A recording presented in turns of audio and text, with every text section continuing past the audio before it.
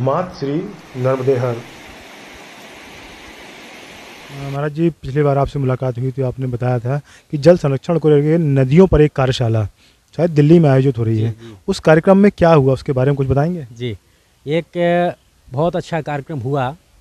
नदी संवाद के नाम से आयोजन था और माननीय श्री के एन गोविंदाचार्य जी देश के जाने माने एक राष्ट्रीय स्तर के चिंतक हैं और उनकी बेहद खूबी ये है कि वो समाज के प्रति इतने जागरूक रहते हैं और विशेषकर प्रकृति के लिए तो वो वर्तमान में इतने जागरूक हैं कि अभी 11 तारीख से उनकी गंगा जी की पदयात्रा शुरू हुई है। चूँकि मेरा रहा ऐसा कि मेरा संकल्प यहाँ का था, नहीं तो मैं साथ में ही रहता उनके।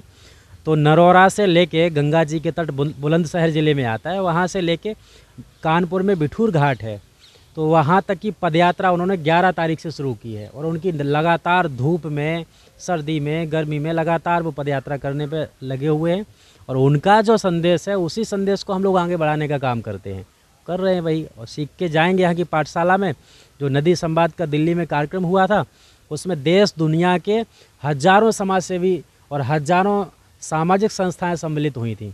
वहाँ ये चर्चा का विषय रहा था कि वर्तमान का जो युग है, हम अभी संभालने की अगर चर्चा करेंगे तो हमें प्रकृति को संभालना होगा। उसमें विशेषकर हम नदियों का चिंतन कर लें, तालाबों का चिंतन, जलाश्रय हैं उनका हम चिंतन कर लें। यही सबसे बड़ा चिंता का विषय बना रहा। हम लोगों ने इस पर चिंतन किया और बड़े बड़े जो मार्गदर्शक थे उन्होंने सुझाव दिए, अपने विचार दिए। वहाँ से योजना बनी। दिल्ली में 5,000 लगभग लोग इकट्ठे हुए थे वहाँ, और वहाँ से ये योजना बनी कि अब हम लोगों को पूरे देश में काम करना है। कोई छोटा गिलहरी का रूप लेगा, कोई बड़ा रूप लेगा, लेकिन सभी लोग लगे हुए हैं। मुझे प्रसन्नता इस बात की है कि हमारे माननीय गोविंद जी के संपर्क में जितने भी लोग जुड़े हुए हैं, चाहे वो छोटा व्यक्ति हो चाहे बड़ा व्यक्ति हो, लगातार प्रयासरत है।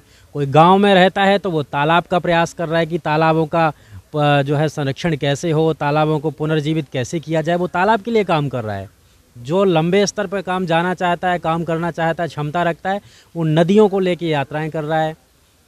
तो ये सब चल रहा है लगातार।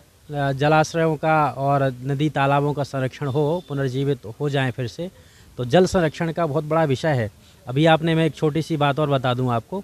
बात तो बहुत बड़ी है, चूँकि भारत के राष्ट्रपति जी ने जो है अंतिम अपना, जब उन्होंने, उनका कार्यकाल पूरा हो रहा था अभी, तो उन्होंने यही कहा था, महामहिम आदरणीय रामनाथ कोविंद जी ने, उन्होंने ये कहा था कि जल संरक्षण हमारे देश का सबसे बड़ा मुद्दा है।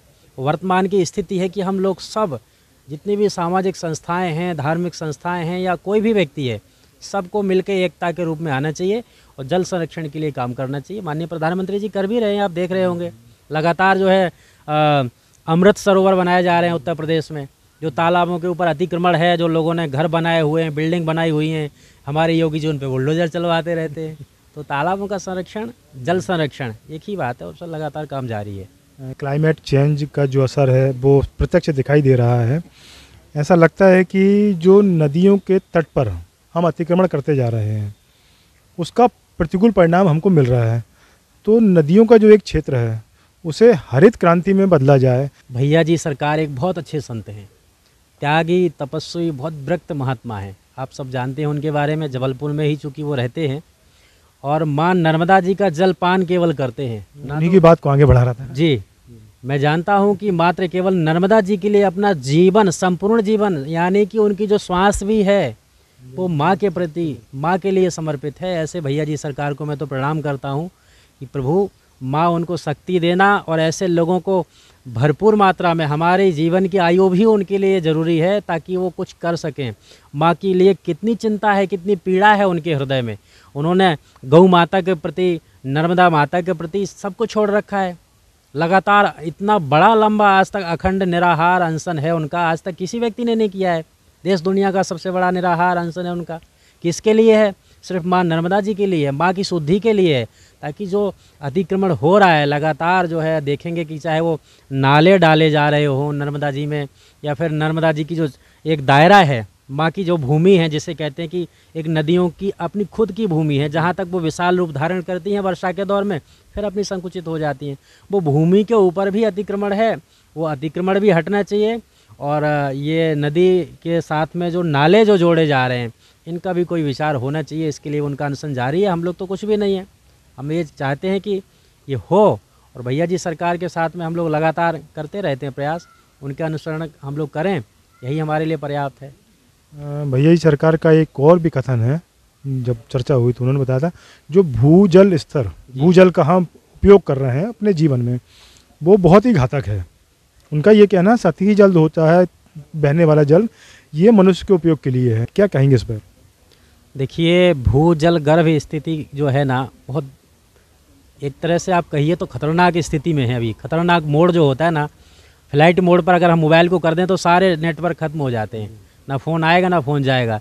ऐसी स्थिति में ज़मीन का जल का जो स्तर है बिल्कुल इसी प्रकार से मोड़ पर खड़ा हुआ है। लोगों ने इतना दोहन कर दिया है, इतना दूषित कर दिया है कि वो एक तो पीने लायक भी स्थिति में नहीं बचा है। कई जगह आप देखेंगे, अभी आप यहाँ का जल टेस्ट करा लीजिए, यहाँ का लेके निकालिए और यहाँ से 1 किलोमीटर बाद का कराइए, तो आपको ज़मीन आसमान का अंतर मिलेगा। कई जगह तो ऐसा वाटर लेवल मिलेगा आपको कि वो पीने योग्य पानी ही नहीं बचा है। ये चिंता का विषय है हम लोगों के लिए, विशेषकर युवाओं के लिए।